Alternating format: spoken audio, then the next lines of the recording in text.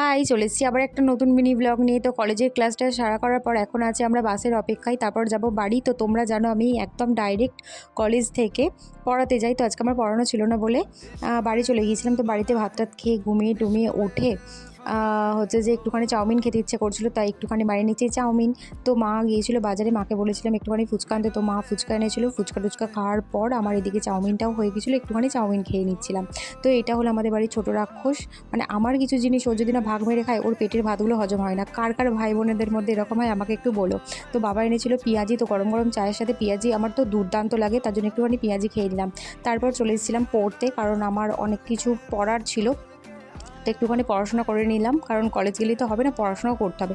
তারপর খেয়ে নিলাম রাতের খাবার খাওয়ার পর আবার বসেছিলাম পড়তে।